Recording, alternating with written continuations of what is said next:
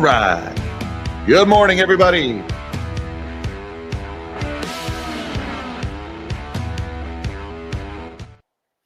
Good morning, all you magnificent melon heads of the world. Happy Tuesday, everybody. Today is December 31st, 2024. It is the last day of the first half of the CF, that is the 2020s. We're halfway there, guys. We're halfway through this decade. And I'm sure the second half of the 2020s is just going to be magnificent. And it's going to be great. You're going to love it. Seriously, it's going to be great. But the top story this morning, let's talk about China and stimulus. All year, not all year, we'll say starting in the fall, all we heard from the mainstream press was how, China's stimulus isn't enough. China's holding back. They're reluctant to do a big stimulus. They haven't done a big stimulus. Where's my big China stimulus? I want a China stimulus now. Give me a China stimulus. If you don't give me Chinese stimulus, I'm going to hold my breath and stomp my feet and throw tantrums like a petulant child. And then we got this article in Bloomberg this morning that details 1.7 trillion yuan worth of liquidity injected via reverse repos into the Chinese banking system just in the month of December. By the way, you also got another 300 billion yuan in Treasury bonds that are being outright purchased by their central bank. China is pumping money like crazy into their banking system. They are printing like madmen over at the PBOC. And on the very same day, I kid you not, on the very same day, we've got CNBC is out with another article saying China's manufacturing activity came in slightly below expectations, another sign that stimulus measures have been insufficient. These people are so freaking one-dimensional. They only know how to do one thing: demand the government print more money. Jesus, I don't know how the human race survived the freaking ice age and the woolly mammoth and the saber-toothed tiger without central banks to print our way to prosperity all throughout human civilization, because every problem looks like a problem that can be solved with money printing to these people. And guys, they are printing money. That's the whole point. They're printing money like crazy over there, and the Western press just wants more. And gee, are we all going to act surprised when they have inflation? Are we going to be shocked in 2025 when inflation comes back? We're like, oh, wow, who could have seen this coming? The world's second largest economy is printing money like crazy, and it's accelerating, and they're telling us they're going to continue accelerating. By the way, our own money supply, that's growing as well, even though our Fed tells us they're tightening, but they're not really. Also, hey, our Treasury got hacked yesterday. That's fun. Good way to end the first half of this wonderful decade. A Chinese threat actor. That's the phrase that's being used, a threat actor. And does anybody know what a threat actor is? It's like starring Leonardo DiCaprio as Threat. I don't know what a Chinese threat actor is, but I couldn't help but notice they said Chinese state-sponsored threat actor, which kind of suggests that the Chinese government hacked the US Treasury on December 8th. Okay, that seems like kind of a big deal, and we're just hearing about it now. But I'm sure there are friends. I mean, of course, China's like, we condemn hacking. We don't ever hack, other than every day, all freaking day. You can see them trying to hack into our stuff. But I think I know who it is. Stick around towards the middle of the show. I'll tell you, I know exactly who did it. Shout out to my buddy Vince for helping me out with that one. Let's see what else we got going on. Yesterday, we got the Chicago PMI, or the Purchasing Managers Index. Now, I normally don't cover these regional PMIs that closely. I don't really make that big a deal out of them. I mean, the national PMIs that averages all these regionals together, that's a bigger deal. But yesterday's Chicago PMI was particularly dreadful, 36.9. Anything below 50 is considered in contraction. Anything above 50 is in expansion. 13 consecutive months, the Chicago PMI has been below 50. 13 consecutive months of economic contraction in the Chicago area. And now we're at 36.9, which is kind of like a three-way tie for the lowest it's been since the great financial crisis. All right, tell me again how we're not in a recession. 13 consecutive months of economic contraction in one of our biggest metropolitan areas, including the lowest level since the GFC, but it's the best economy ever. What's the matter with you plebs? Why don't you understand just how good you have it? Also, tonight is the deadline, guys, when you're all singing Happy New Year, Kumbaya, all that other stuff, and the ball drops and the confetti goes and the guy who owns the house is like, oh, my God, who's going to sweep all this crap up? When all that is behind you, also keep in mind that means the valves get closed on the gas lines in Ukraine. We talked about that one yesterday. They have made no headway. They're still shouting past each other. So it looks like Europe is going to run low on gas starting tomorrow morning. And it's about 400 gigawatt hours a day worth of power that were worth of natural gas, according to this chart in this Bloomberg article. That is about 16 and a half nuclear power plants worth of natural gas flow that's going to be interrupted to Eastern Europe. Countries like Slovakia, Bulgaria, Romania, Moldova, going to be in big trouble starting tomorrow, just in time for the cold weather. Also, a warrant was issued yesterday for South Korean President Yoon Suk Yeol. Remember the guy who tried to overthrow the government and declare martial law and arrest all of Congress, and he sent the army to shut everything down? Yeah, remember that little thing? Yep. Well, didn't go so well for him. There is a warrant issued for his arrest now. No word yet on whether he has been arrested or if the guy's going to try to run, but I look forward to showing a picture of that SOB in handcuffs very soon. Also, just want to remind you guys, there will be no show tomorrow. Tomorrow is hangover day once again. I hope you guys have an awesome night tonight. Please be responsible, especially if you're traveling. And with that said, why don't we shrink my big melon of a head and see what's going on in this market this morning? Don't forget that like button. What better way to ring in the new year than by smashing that like button and hitting the subscribe button so you can come back in 2025 while we do this every day and have your coffee with the melon heads. Right now, the S&P 500 is up 16 points. It had a pretty rough day yesterday. I'll be honest with you guys, things were looking pretty bad yesterday morning after the opening bell. We went down as low as 600 and change points in the Dow. Recovered, still deep in the red yesterday, but not nearly as bad as it could have been. The S&P this morning, though, is up about 0.25%, 0.28% higher, 16 points in the green. The Dow is up 107 points, about 0.25%, recovering some of the losses from yesterday. And the NASDAQ is up 62 points or 0.29% higher as well. So stocks are up across the board to close the year right now. Although it's not up that much. It's a little bit of you might describe this as a dead cat bounce from yesterday. The Dixie, meanwhile, is a little bit higher this morning, 108.18. That's up another 5 basis points to start the day. We have had a really strong dollar this year. It's continuing into the year end. Beware that dollar wrecking ball, guys. A strong dollar will wreak havoc in the world economy. And it looks like we got a mixed bag in the bond market as well this morning. The 30-year Treasury, 4.757. That's down almost 1 basis point. The 10-year is at 4.541, down not even a half a point. Got barely moving in the bond market today. It's a pretty quiet morning here. The 2-year, 4.244. That's down 1 point. And the 1 month is at 4.312, down about a half a point. Very little movement in bonds. Looking at commodities, we've also got a mixed bag here. Spot gold down about $6. Spot gold up $6, $2,612, 0.25% higher. Spot silver, meanwhile, is down about 13 cents or 0.45% lower at $28.84. We've got copper is down 1.5%. Platinum is down about 0.8%. Palladium is up about 0.9%. And West Texas Intermediate crude is up a little bit here, 51 cents higher, about 0.75% at $71.50 for February futures. Looking over at the Bitcoin market, we've got Bitcoins catching a little bit of a bid this morning, although we're kind of still in this downtrend. Let's straighten this one out a little bit. Let's draw some lines, shall we? We'll connect the wicks of these candles. Looks like Bitcoin threatening to break out of this pattern here. What would you call this? I don't know. Is that a wedge? I don't know. That's not so good looking. Let's get rid of that ugly chart right there real fast. But right now, $95,523, up about $3,000 from yesterday. We went as low yesterday as $91,270. Catching a little bit of a bid here. Again, still below that 100,000 level. Bitcoin has had a rough couple of weeks, pretty much since Christmas Eve. Things have not been going so well. Now, we did get this one yesterday.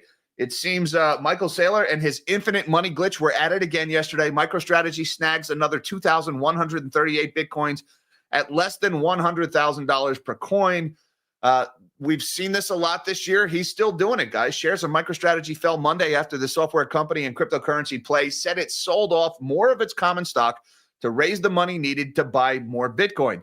The stock was last down 5% after the company said it sold an aggregate of 592,987 shares between December 23rd and 29th for net proceeds of about $209 million. MicroStrategy used those proceeds to buy about 2,138 Bitcoins at an average price of 97,837 per Bitcoin. So we've seen this. This is Saylor's infinite money glitch. I did a whole show on this one a couple of weeks ago. Saylor issues new stock to sells it, gets the money, uses it to buy Bitcoin. It sends the Bitcoin price higher. MicroStrategy stock typically goes up when that happens. They issue more shares, rinse, repeat over and over again. It's the infinite money glitch. It works until it doesn't. I just hope Saylor is prepared and he's got a plan for Bitcoin winter, because sooner or later, Bitcoin winter does arrive. The Starks are always right eventually. So Saylor survived the last Bitcoin winter by the skin of his teeth. I hope he knows what he's doing, because if MicroStrategy blows up, it's going to be ugly. All right, now let's talk about this top story this morning, guys. PBOC steps up liquidity injection with new tools at year end. The liquidity injection underscores the PBOC's accommodative stance. The PBOC, that is the People's Bank of China, that's their Fed, and they are a-printing like crazy. China's central bank injected 1.7 trillion yuan. That's about $233 billion of cash in December, dialing up liquidity support for the economy and financial markets at year end. The People's Bank of China conducted 1.4 trillion yuan in outright reverse repurchase agreements using 6 and 3 month contracts, aiming to maintain sufficient liquidity in the banking system, it said in a statement on Tuesday. Now, this is an important distinction here, guys. A reverse repo in China is a liquidity injection. They call it something different over there. When we do reverse repos here in the States, we are taking liquidity out of the bond market, all right? We're parking extra money at the Fed when we do reverse repos. In China, a reverse repo is when their PBOC pumps money into the banking system, all right? It's the opposite. So you can get a little tripped up on the nomenclature here. That's why they're saying this is a liquidity injection, even though it's a reverse repo, because they call it something different over there. Why? I don't know. They do. Maybe it's because like the other hemisphere or something, when you cross some international date line, the toilet starts flushing in reverse. Maybe that's why they call it a reverse repo. I don't know, but that's what it is. So this follows injections of 800 billion yuan and 500 billion yuan in the prior 2 months through this new tool that was introduced in October. So look, guys, $233 billion of cash in 1 month. That is nothing to sneeze at. All right, them's some Fed numbers. They are really pumping money in. And if you look, I'll show you this chart in a second. It is accelerating quite rapidly here. The central bank also bought a net 300 billion yuan of Treasury bonds this month, according to a separate statement. This move will add an equivalent amount of cash into the financial markets. The PBOC has absorbed sovereign notes for 5 straight months on a net basis after starting regular bond transactions with primary dealers in August. So there's 2 things here. The one thing I want to mention is the reverse repos. That's temporary money. That is money being loaned into the system, and they're 3 and 6 month reverse repos. So 3 months from now, 6 months from now, the PBOC will be taking that money out, assuming they don't just roll it over and replace it with something else, which they probably will roll it over. All right. So the reverse repos, those are loans that get paid back. It's kind of a temporary operation. Now, this 300 billion yuan of Treasury bonds, they are outright printing money and buying bonds with them. That is different. That doesn't get undone later. So they're doing both the temporary loan thing and the outright quantitative easing money printing thing. They're doing both. Now, take a look at this chart here that was included in the Bloomberg article. I blew it up for you a little bit. You can see it in black is showing the purchases of government bonds. That's when they actually do the QE. They print the money and they buy the bonds, or monetizing debt, which is something Japan has been doing for years. The Fed has done it here. All right, you can see the black segment is really increasing. That's rising as well. It was 300 billion last month. But this reverse repo, these 3 and 6 month reverse repos, you can really see those growing. Now, remember, these are 3 and 6 months. So this pile is going to keep getting bigger as they do this. And up to 1.7 trillion in the last month, up from 800 billion in November and 500 billion in October. You guys can see where this is going. We've seen charts like this of central banks meddling in markets before. Once they start angling up, going vertical, they almost never stop. So we're probably looking at some serious money printing going on in China. And, well, gee, where have we seen this before? Central banks print a whole bunch of money, pump it into the economy. Oh, that's right. Prices go up. We've seen that literally anywhere, everywhere it's ever been done, ever. So, yeah, that I'm sure that's going to go very well for the average Chinese consumer. Now, meanwhile, while we've got all that going on, just look at this headline from CNBC. You got to love it. China's December factory activity growth misses expectation as analysts decry insufficient stimulus. All right, we just got done showing what their stimulus is doing. All right, $233 billion US in just a month. Insufficient stimulus, according to CNBC. Because that's all CNBC knows how to do. Is what's the Fed going to do? Gee, I hope they're going to print more money and make my stocks go higher. And then Jim Cramer can be like, my investing club is the best ever. We're smarter than everybody. No, you're just riding a wave of central bank money printing. You're just benefiting from the inflation that's wrecking everybody. Anyways, I won't get too much in the weeds on this here. I just wanted to show this to contrast what Western press interprets versus what the numbers actually say. China's December factory activity was 50.1, showing it was in expansion territory just barely. You kind of can't believe Chinese government statistics. It's all bogus. I mean, we just talked yesterday about how Colorado's unemployment numbers are worthless. Now, our government data is crap. And if our government data is crap, well, you better bet your ass that their government data is even worse. Meanwhile, let's talk about this one. This was pretty big news yesterday. US Treasury says its computers were hacked by a Chinese threat actor in a major incident. Oh my God, look at the picture. They didn't just hack the Treasury, they knocked over cones. Will somebody stop these people? Can't have just cones laying on their side in DC. Good God. What's the world coming to? The U.S. Treasury Department said a state-sponsored Chinese hacking operation was able to access third-party software to tap into desktop computers of Treasury employees in what the department is calling a major incident. In a letter seen by NBC News, Aditi Hardikar, Assistant Secretary for Management of the U.S. Department of the Treasury, wrote that the office was notified on December 8th of the breach. The letter is addressed to Senator Sherrod Brown and Senator Tim Scott, the chairman and ranking member, respectively, of the Committee on Banking, Housing, and Urban Affairs.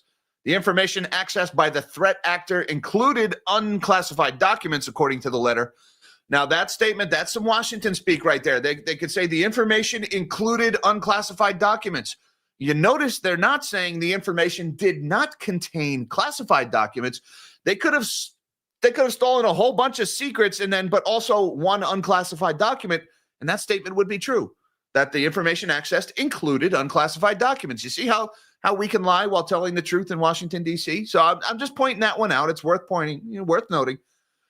Hardikar wrote that the U.S. Department was told by a third-party software service provider, Beyond Trust, that a threat actor had gained access to a key used by the vendor to secure a cloud-based service used to remotely provide technical support for Treasury Department offices and users. With this access, the threat actor was able to override certain security measures and get into the department's user workstations. The U.S. Treasury has been working with the Cybersecurity and Infrastructure Security Agency, the FBI, and other members of the intelligence community, as well as third-party forensic investigators, to fully characterize the incident and determine its overall impact, the letter reads.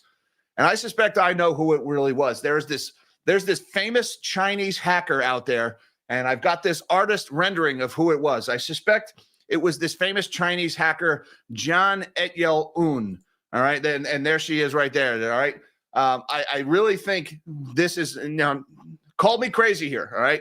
But this person has been cited lingering in and around the Treasury Department. And, when reached for comment, John Et-Yel-Un said, well, you'll never guess how I got the passwords. And, Jack, I got this job for about 20 more days, so I'm going to milk this sumbitch for everything I can get out of it because Scott Besson's just not going to be nearly as entertaining. So, thanks a lot to my buddy Vince, BBL's Ghost on Twitter, who put this one out yesterday. I can't take credit for the image. It was Vince that put this one out there, but I got a kick out of this yesterday. Thanks to everybody who tagged me in it. All right, now let's also talk about the Chicago PMI, guys. This one came out yesterday, and again, for all you where's the recession? Oh, it's the best economy ever people. Maybe y'all can explain this to me. The Chicago Business Barometer, also known as the Chicago PMI, dropped further to 36.9 in December 2024 compared to November's 40.2 and missing market forecasts of 42.5. They weren't even close. The latest data indicated that Chicago's economic activity contracted for the 13th consecutive month, recording its steepest decline since May. New orders fell 13.5 points to the second lowest since May of 2020. All right. Only the pandemic was worse than this, with more than half of respondents reporting fewer new orders for the first time since June of 2020. Now, take a look at this chart, guys. All right, this kind of shows you the PMIs. Now, every one of these numbers is below 50. All right, so even these high numbers here is still showing economic contraction. 13 consecutive months of economic contraction. Now, here we are at 36.9, which is a little bit better than the 35.4 we had in May. But if you zoom out on this chart, let's go back 5 years here. Now you can kind of get an idea. Here's the pandemic low in May of 32.9. Look, we're getting pretty low, pretty close to that pandemic low as far as Chicago economic activity goes. We're almost as bad as when nobody was allowed to go outside. They were shooting paintballs at people full of pepper spray if they were out on their front porch in some of these towns. And then the other thing to notice is you'll notice we're making lower highs as well. This looks like a chart that's about to fall off a cliff. Now, if we zoom out even further, you can see here we are down here. Now, where's the GFC, the great financial crisis? 32.5 was the low we saw during the great financial crisis. We're only barely above that right now. So this was a really bad number. Now, this is only for the Chicago area. This isn't a national indicator, but it does show you guys all this, cheerleading that's been going on in the economy for the last couple of years. It's bunk. The data just doesn't support it. The stock market is higher because they're expanding the money supply. That's really all that's been going on. Look, we talked about this one a lot yesterday. I don't want to spend too much time on this, but we do have to mention it. European gas rises on anticipation of Ukraine transit expiring. This is going on again this morning here. This is probably going to happen. They're not even really talking right now. They're just shouting at each other in the press. To my knowledge, there's no negotiations. This deal that allows natural gas to flow through Ukraine into Eastern Europe, it expires at midnight tonight, and there is no plan to extend it. Now, I just want to mention one key point here that Slovakia is really upset here. Slovakia has increased pressure to keep the gas flowing with Prime Minister Robert Fico, threatening to cut power supplies to Ukraine if shipments stop. All right, so you got countries like Moldova, Slovakia, Romania are really at risk here. And this chart that's shown on the screen here, it's not the best chart in the world. You can see the decline in Russian gas flows since everything started with the Nord Stream pipeline blowing up and everything else. Now, actually, this is flows at the Ukraine-Slovakia border, so this is important. 400 gigawatt hours per day of natural gas. That's not a unit of measure I'm used to hearing. Usually natural gas is measured in million cubic feet or million BTUs. Here they're talking about gigawatt hours per day. Now, 400 gigawatt hours per day, that is about the electrical output of 16 and a half nuclear reactors here in the United States. We'll say about 16. Some of them are a little more than 1,000 megawatts. A country the size of Slovakia cannot absorb that much loss of energy. So when Slovakia is saying we're going to cut power to Ukraine if this happens, that's okay. Maybe there's a little bit of political posturing and a little bit of retaliation involved there, but that's also a country that no longer has extra power to sell cross-border, and so they have no choice but to shut it off. This is going to make a mess in Europe's economy. Europe's energy system is already a mess, but hey, it's going to get worse at midnight. But don't worry, guys. The second half of the 2020s, it's going to be awesome. Also, we talked about the natural gas trade yesterday, guys, because there's cold weather coming in the United States, the polar vortex, the blizzard. We've heard this story before. Beware the Widowmaker trade, guys, because we had natural gas was ripping higher yesterday, and, well, it's ripping lower today. As the hysteria wears down, natural gas prices are down about 5.9%. They ended up giving up about half of their gains yesterday. They're giving up most of the rest of those gains now. So be careful if you're trading natural gas out there, guys. There's cemeteries are full of people who thought they could trade natural gas futures. South Korea's impeached President Yoon faces arrest as court issues warrant deepening political turmoil. Now, once martial law has been declared and the army has been sent to arrest Congress, I don't know that you can really deepen political turmoil all that much beyond that level. Once the troops are involved, the turmoil is already pretty much bottomed out. But Yoon Suk Yeol, a former favorite of the World Economic Forum, there's now a warrant out for his arrest after he declared martial law to try to cling to power in one of the world's largest economy. Good riddance. I wonder what took so long for them to arrest this guy. He should have been in handcuffs that day. But all I have to say to this story is sic semper tyrannis. Good riddance. And last but not least, I got such a kick out of this one in Bloomberg this morning. You got to love these guys. Treasury's elite bond dealers will struggle to handle $50 trillion debt. All right. And the reason I mention this, I don't disagree with the headline at all. They're talking about the primary dealers in this article. The primary dealers are the people who get first place in line at all the Treasury auctions. They get to collect all kinds of fees because of it. But the rub is at the end of the auction, whatever hasn't been bought by other parties, the primary dealers have to buy those from the government. And as government issuance continues to rise, and I'm sure the Doge office is really going to cut spending. Pardon my sarcasm there. I really don't think they're going to cut much spending. They're going to try, but Congress won't do anything. Finally, we've got the press asking questions. Do you guys notice the change? And I've been mentioning this for a couple of weeks now. Welcome back to journalism, Western press. I love it. All of a sudden, the guy's not even in office yet. And they're like, Treasury's elite can't handle the debt. And oh my God, how's the bond market going to absorb all this Treasury issuance? Where the hell was this 4 years ago, 3 years ago, 2 years ago, the beginning of this year? Where were you guys on this topic? All of a sudden, Mr. Orange is in. Oh my God, the debt is such a problem now. And I agree, the debt is a problem. And I hope he's going to do something about it. I doubt he will. I really hope he will. But what the hell, guys?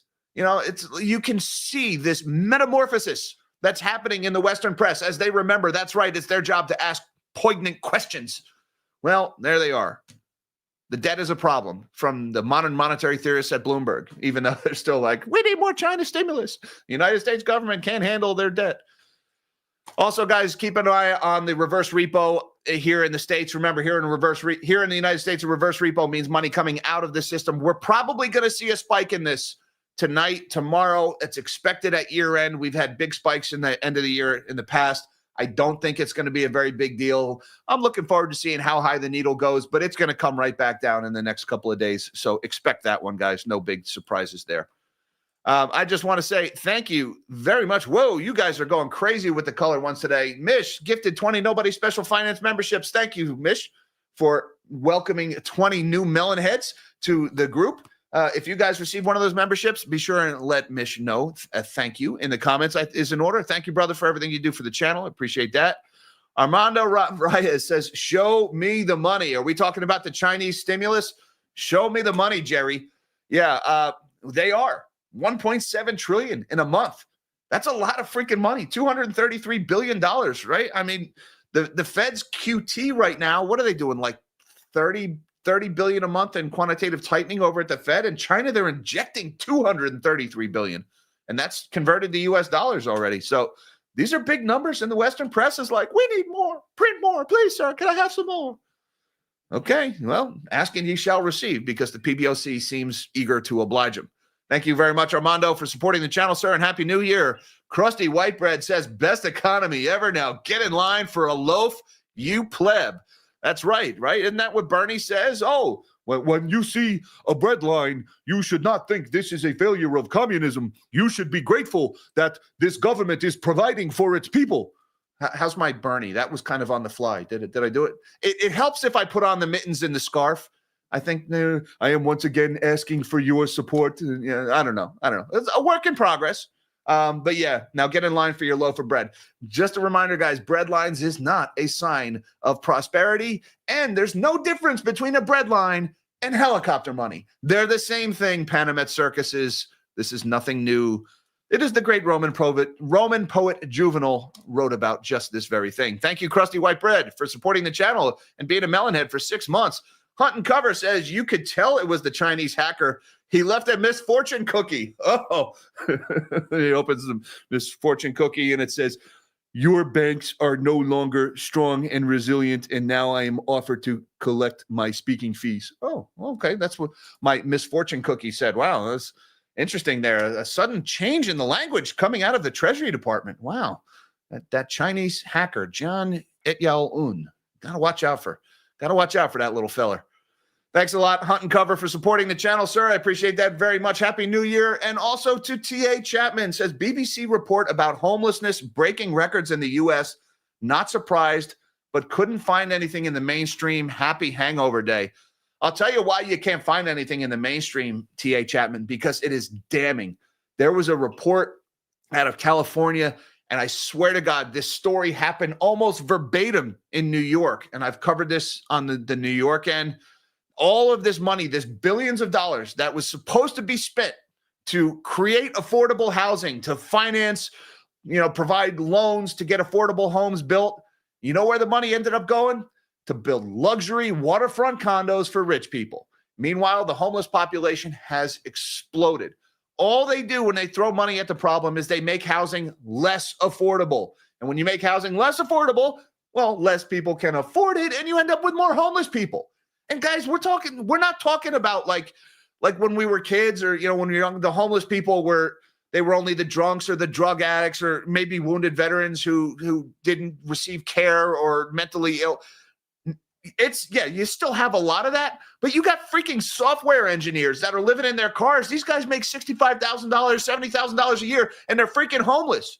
All right. That used to be an upper middle class salary. It's the damn money printing. It's the easy money. It's the endless monetization of debt that is making all these people homeless. And then at the same time, you got stories about how like the top 500 people in the world now have $10 trillion in wealth. These two things are not unrelated. We need lower prices. The housing market needs to crash. It wants to crash. They won't let it. Every time one of these politicians gets up and he says, we've got this new program, it's going to help homeless, unless it's to tell the Federal Reserve and the banks to quit inflating housing prices, then they're full of it. It's just another grift.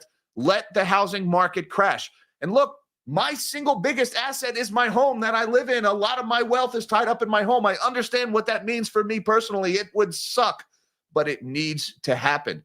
You got armies of people that can't afford to live. And Jesus, look at these sidewalks in LA, these freaking tent cities. You got to be kidding me. Yeah, I've seen it. I've seen it, T.A. Chapman, and it is not good, sir. Thank you so much for supporting the channel. And hey, he gifted 10 Nobody Special Finance memberships also. Thank you so much, T.A., for supporting the channel. I appreciate that. Guys, be sure to let Mish and T.A. know your gratitude for your exclusive Melonhead membership. And John Pistone says, Happy New Year to all the Melonheads. John, thank you for the good vibes. Happy New Year to you and yours as well. Please enjoy the festivities this evening. And Lisa B says, thanks for keeping up with 2024 news. Much appreciated. We try, Lisa. We try to keep up with it. Mornings like this, it's a little bit of a slow news morning today. Some mornings it's easy, and some mornings it's like, holy crap, we got to cut half of this stuff or we're going to be going live for an hour and a half. So we try to keep up with it, hence the daily lives. Thank you very much for being here for him. And Zed Leplin, I almost got that one right. China is acting tough to hide their liquidity crisis. If there's one thing China does well, it's rattle sabers. They definitely do. There are some people out there who think China is a paper dragon, both militarily and economically. There are some people out there who think China is destined to overcome and topple the United States as the sole hegemon of the world. I don't really care to figure out which is accurate or not. It seems like we're steamrolling towards a confrontation. But they hacked our freaking treasury. Like, what the hell? What the hell? Like, I don't know. Are we doing anything about it? I don't know what you do about it. Maybe there's a strongly worded letter to follow. Like, oh, I'm sorry we had to use this rough language with you, but you brought this on yourself. But what are we going to do about it? I mean, I'm sure as soon as POTUS wakes up from his nap and drinks his prune juice, he could be briefed on what happened, assuming it's a good day for him. In the bad days, we just let the staff handle it. And what a fine job they've done. Oh, boy, a couple more days. Thank you very much, Zed Leplin. Appreciate the super chat and the support of the channel. Mighty Mike 53 says Treasury had $757 billion in November. Now Yellen says we have a problem on January 15th. Tinfoil Hat. Yeah, what happens? Why January 15th? Oh, that's right. There's a thing that happens a few days after, a little bit of a parting gift. Look, I don't mind the extraordinary measures. Like, the extraordinary measures aren't that extraordinary, and everyone's like, oh, my God, a government shutdown. I don't care. Shut it down. Like, don't threaten me with a good time. I really don't care. I think the government should be half the size of what it is. That being said, that's a lot of people on government salaries, and a lot of people are going to be out of work if we ever do shrink the government, and I understand what that means for those people. It would suck. I've lost my job before. It sucks. So, yeah, the $757 billion, I think what Mike is referring to is the Treasury General Account. And yeah, the government doesn't actually default on its debt until the Treasury General Account goes to zero. and we've hit the debt ceiling, neither of which has happened yet. The debt ceiling is suspended. I mean, we hit it years ago, but they stopped raising it. They just suspended it several times. That being said, probably not until sometime like May or June would we really be up against a default scenario, because you got to, number one, you got to hit the debt ceiling again. The suspension would have to go away, and then we'd have to spend down the Treasury general account at $757 billion. Plus, we've got tax day in April. The government usually takes in a few $100 billion when that happens. So realistically, we're not looking at like that crisis again until the middle of next year. Thank you so much, Mighty Mike, for supporting the channel, sir. Steve Wojda says, tinfoil hat, China stimulus. Okay, hold on. Wait, tinfoil hat, merchandising. Let's do it. All right, tinfoil hat has been donned. China stimulus intended to tank their currency before next administration and pending tariffs. I don't think that you necessarily need the tinfoil hat, although this thing is a freaking chick magnet. Why not? Right?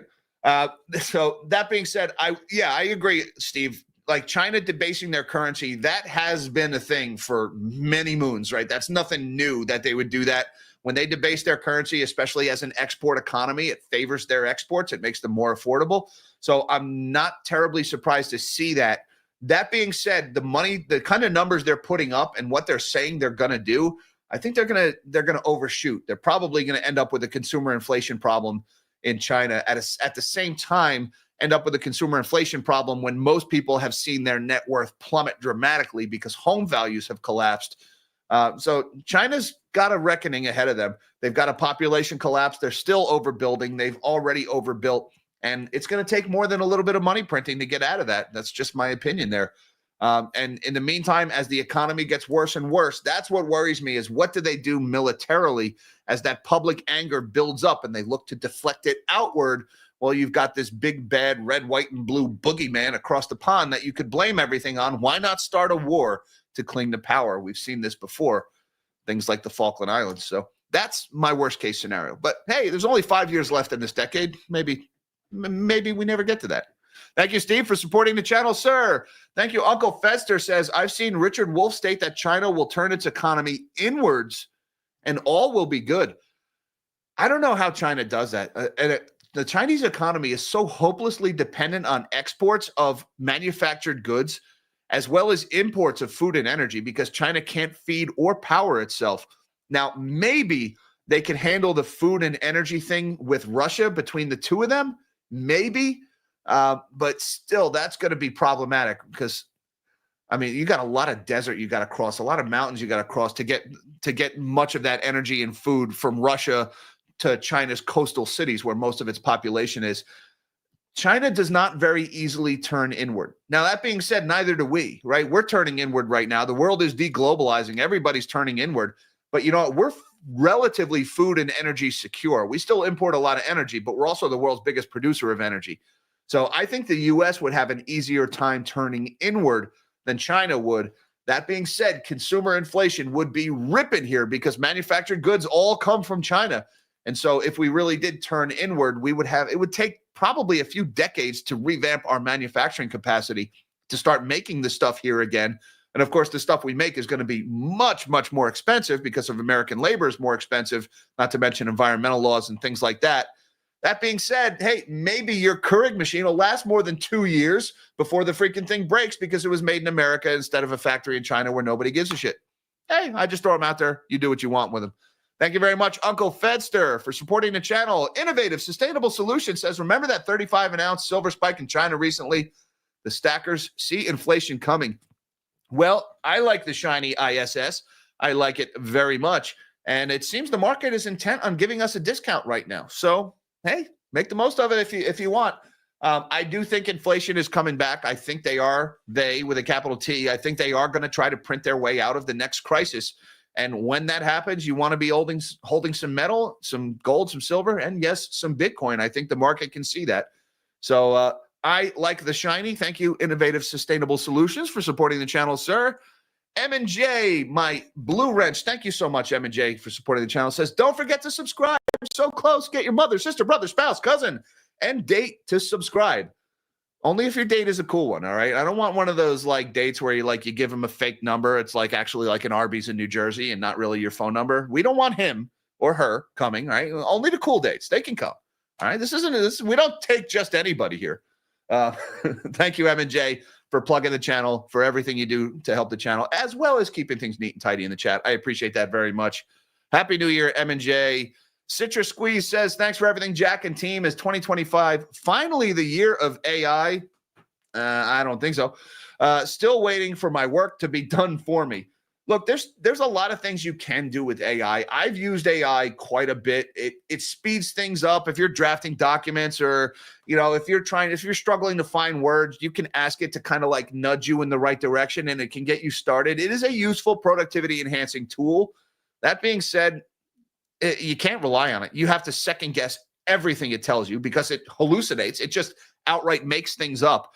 And, that's going to be like the classic screw up of the next 10 years is going to be people who just copy and paste things from AI into official documents, don't check any of it, and it ends up being BS. We've already seen a lot of lawyers get themselves in trouble. And there was even a tech researcher, I forget what college, but this guy was hired as an expert to prepare a report on the dangers of artificial intelligence. And he had AI write the report for him, and the AI put fake information in that write-up. And so the guy accidentally proved his own point, but he did it by being a sleazeball and a lazy clown. But the point was made. AI is freaking dangerous. Now, that being said, the bubble, the investment bubble, like AI is not going away, guys. Like the internet never went away, even though the dot-com bubble burst. It's here. That genie's out of the bottle. It's not going away. That being said, this bubble will burst. And I would be shocked if it did not burst in 2025, probably the first half of 2025. We're already seeing the first warning signs with super microcomputer and all the problems they're having there. And those Blackwell GPUs, well, gosh, where are those? They were supposed to be mass shipped starting in October. Here we are. It's almost January. I still don't see any Blackwells anywhere, but I do see a lot of H100s for sale on eBay and freaking Alibaba. So I don't know how they got into China, but somehow they did. Yeah, AI, it's going to be an interesting year. Thank you so much, Citrus Squeeze, for supporting the channel. And thank you, everybody, for spending 2024 in the morning with the Melonheads. I appreciate that very much. Wish you all a happy new year. Please be safe in your celebrations tonight, everybody. No show tomorrow. We'll be back on, Thursday we'll be back. As well as on Patreon on Friday this week. I haven't put that out. We'll put that out in the next few hours. We're going to do our Patreon get-together on Friday afternoon. Check your emails for that if you're on Patreon, and the Magnanimous Melonheads on YouTube. Thank you guys for the super chats. Hi, Mom. Hi, Dad. I love you guys. Everybody, till next year, live small and dream big.